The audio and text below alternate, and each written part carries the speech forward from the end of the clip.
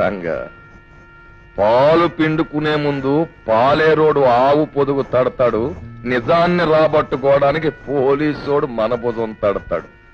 మేకను చంపే ముందు కసాయోడు దేవుడికి చేసే ప్రార్థన, మనల్ని బొక్కలోకి దోసే ముందు పోలీసోడు చూపించే ప్రేమ ఒక్కటేరా. ఆ ఫిలాసఫీ నీకు తెలియక? అదంతా నాకు తెలియదు. నేను మనిషిగా పుట్టిన నిన్నటిదాకా పశువులా బతికేనని తెలుసు.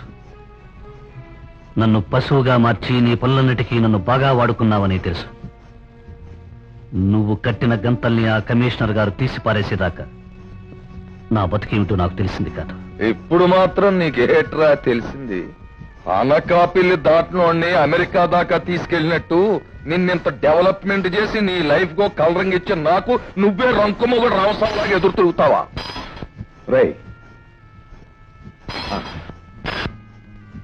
రంగా, మనకు మంచి పనులు అచ్చురావురా.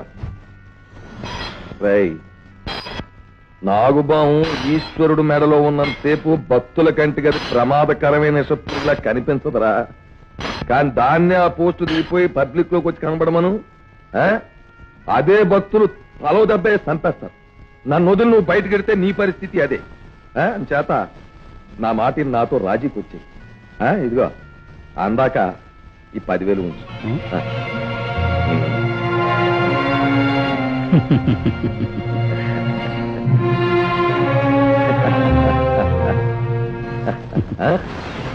నువ్వు నిప్పుల్లోకి ఇస్తుంది నా డబ్బుని కాదురా, నా పరువుని, నా మర్యాదని. నేను నీకోసం పోలీస్ స్టేషన్కి వెళ్ళి నీకోసం దెబ్బలు తిని నీకోసం ఇంటికి వచ్చి నీ చేతుల్లో సొమ్ము పెడితే నువ్వు ఇచ్చే మర్యాద ఇదా?